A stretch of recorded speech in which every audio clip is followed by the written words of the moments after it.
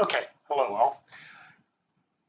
At this point in time, you've been introduced to what a string is, what an index is, and then all of a sudden, and we also talked about some of these more common methods that are out there that each programming language has. As I said before, you can literally Google string methods for Java, string methods for C Sharp, and they'll all pop up, okay? But once again, this list I gave you right here is pretty much some of the more common ones you're going to use.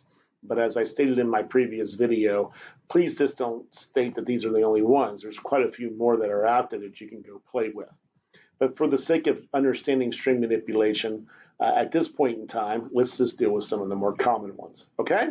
So what I want to do is now take these common string methods that I provided you here and go over to our program and actually play around with them a little bit and show you how they sort of work, okay? And we'll go from there. So let's get into this. So what I did was, let's go back real fast. I created a form, has a couple different opportunities for input, okay? And then we have a result right here, though, what we're going to be looking for. You'll kind of see how this works. It's very simplistic. I created a couple different variables, and this is a result. It's extremely simplistic. It's all under one method. In this case, I'm sorry, one event, which is basically the clicking of the button. Nothing fancy here at all. I'm just going to show you how each method works, okay? And so I have this, and as a matter of fact, you'll see this program out there. Feel free to download it and look at it. Some things are commented out, so I'm going to run things one at a time. The first thing we'll talk about is the length. Okay, as I mentioned before in the previous video, length actually returns the length of a particular string. Now you might say, well, why do I need to know that? Well, in some cases, you may take a string and you might want to loop through that string. And you might need to loop through it through the length of the string. That's a hint. You might want to keep that in the back of your mind, okay? Other times you might want to be playing around and saying, okay, wonder if I want to validate. Maybe a social security number needs to be entered.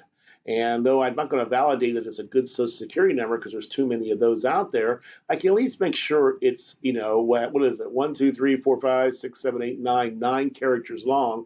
And if you allow for the dashes, 11 characters long. So what I can do is take that in, put it in a string, check for the length, and make sure it's 11 characters long. Same thing maybe for phone numbers, same thing maybe for anything that has a certain set length to it. You want to make sure it's there.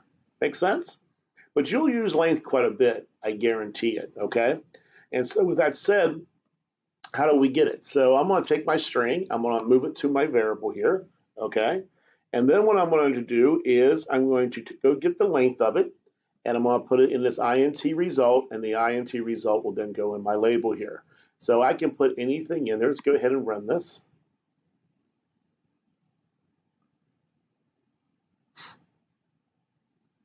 Come on. There we go. And I'll put in here, I'll go to be or not to be. I'm very be, we'll just stop there. And it's very Shakespearean today. And as you can see, this is 19 characters long. Okay? That's what length returns back. All right? Once again, you might be asking, well, whoop-de-doo, why do I care about this? You will. Okay? Trust me, you will. It's very simple, but you'll need that length here and there. Okay? Hopefully you're not saying whoop-de-doo. I don't know. Maybe you are with that. All right? Now I'm going to go ahead and comment this out. And we'll go to the next one. All right? As soon as I find my comment buttons, there they are. Let's look at this trim. As I mentioned before, sometimes users do silly things. And one of the things they actually do is they'll put spaces before stuff. Well, a space is a character, and in computer world, that is a character, okay? Meaning, space Bob, as I said before, if I have a string called Bob, just like this, and a string called space Bob, like this, space Bob, I like that. It's very, very whatever. These are two different things. If I compared the two and I said they were equal to each other, they would not be because of that space in there. In computer world and programming worlds, a space is a character, so it's two different things. Sometimes I might be comparing things that the user might be entering off the screen, right? And based upon them entering things off the screen, I need to maybe make sure that I'm looking at apples and oranges here. So if they enter, if I want to check, maybe if they enter the word Bob, I give them a 100% discount because Bob can't be a better name, right? And so with that said, though, I want to make sure I'm still comparing. So I want to make sure I might not have spaces before it or afterwards, okay, which would actually hurt my compare. All right. And so what I would do is trim it. And so to give you an example, what I mean here, I would come here. I could put, first of all, I just put Bob here. You'll see my result is Bob. Beautiful. But what some users do, because they're not very smart people, is they'll put spaces there just to trick us. I want to get rid of those spaces. And if I do so, you'll see Bob is the answer here. Again, okay, let's go back here real fast and put Mike. Okay, there you go. Mike, and then there's Mike. I'm going to put the spaces in Bob again.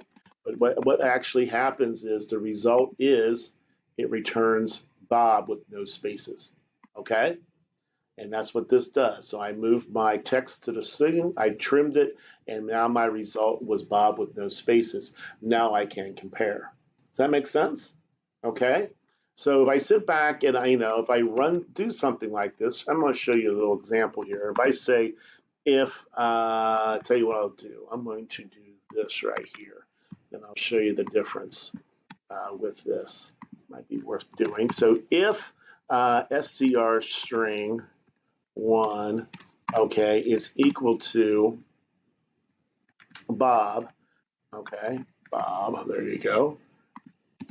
Then, if I can type, then we will have a message box dot show that says, great name, okay?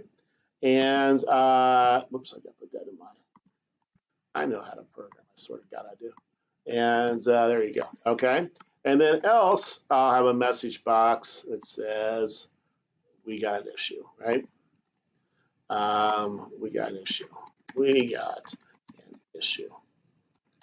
Okay, so I'm going to go ahead and comment that part out real fast. And so if we run this and I take my string off of my first input and put it in there and compare the two, we're going to have a problem. Not a problem, let's see what happens here. Okay, so the first thing, if I don't put any spaces there and I say Bob, it's going to compare the two and say great name. See how that works? Isn't that beautiful? But like I mentioned before, and I was trying to point out, I'm just going to show you an example. If I do put spaces there, it could be one space, it could be multiple spaces. So just put one space there. We got an issue. Those two do not equal. Okay? So one way we can make sure they do equal and not worry about it if the user makes a mistake is trim it. And so what I can do right here is, it's actually kind of cool what I can do. I can just say string1.trim, which will now take care of the spaces right off of it. So I can say if string1.trim is Bob, great name, okay? And watch how this works now.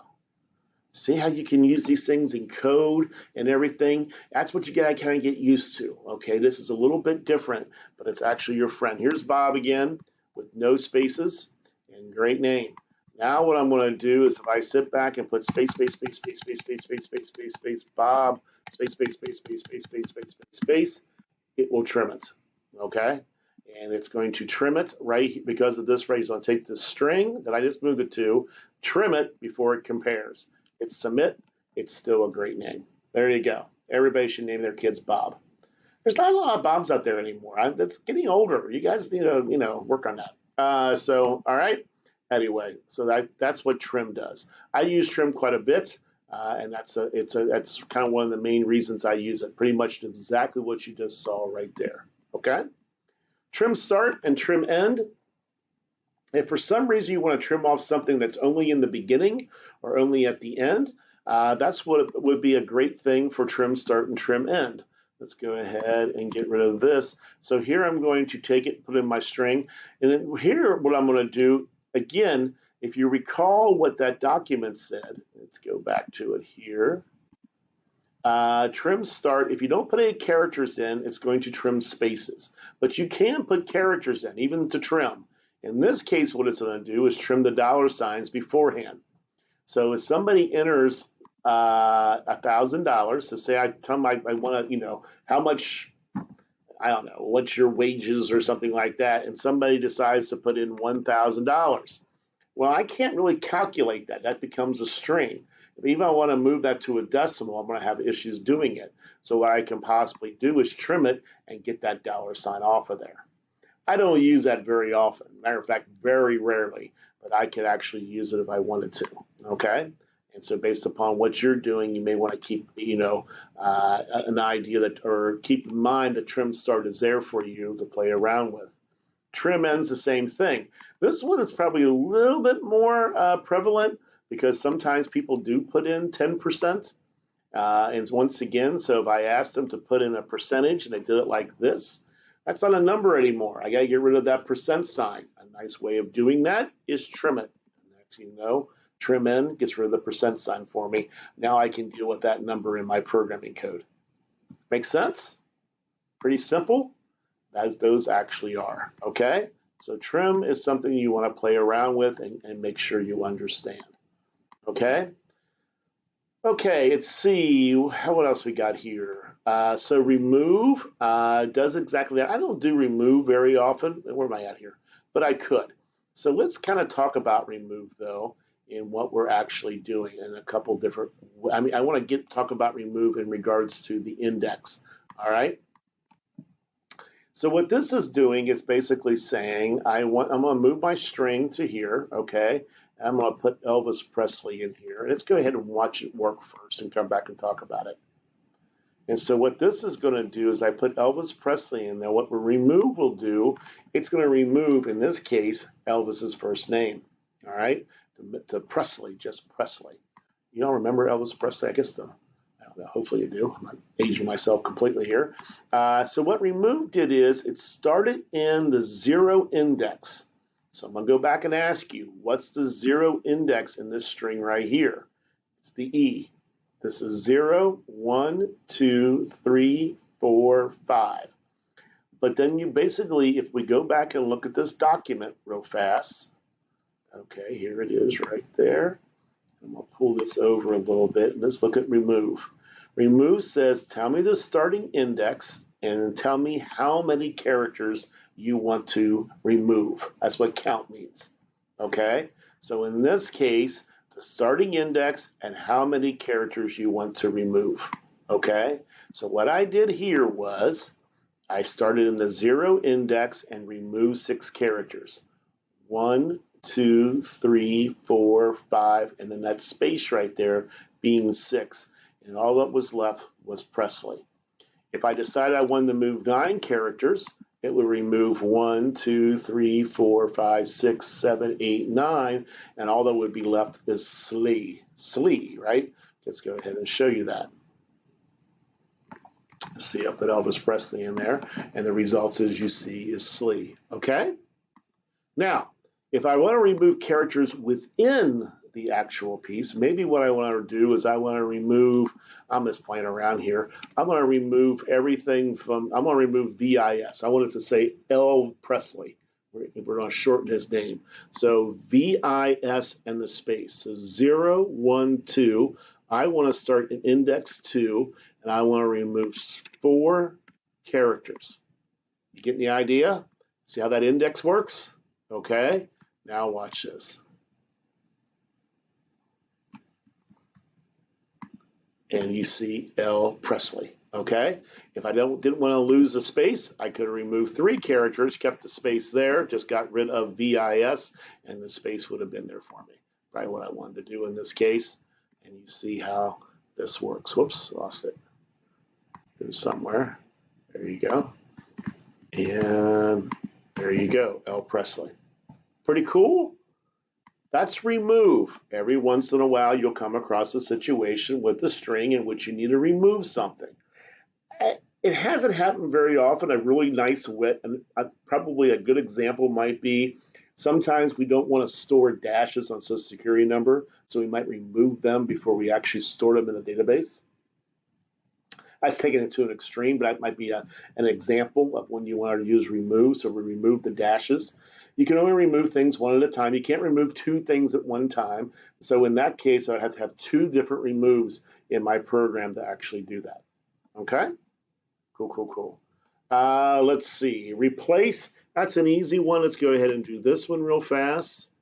And let's see. We're going to go ahead and do this. And we'll come back and replace. Uh, I've used replace from time to time, especially dealing with inline SQL statements. You may know what I'm talking about when we get to that a little bit later on in our course. It's probably the only time I've used replace. I'm not going to explain why. I will later on in the course, though, I promise you. Okay, so in this particular case here, I would have this. Let's see, I'm going to replace Bob with Robert. So Bob Niels, it will actually find Bob and replace it with Robert Niels. Okay? I don't use that very often. Very rarely do I use it, but it's there. That's what's nice about it. It's there in case I need it. Okay? Anyway, I'm going to stop here and I'm going to come as part one of this particular example video. And then we'll have a part two so we can keep these things a little bit shorter and you can actually find things a little bit easier based upon what you're doing. So I'll see you in the next video.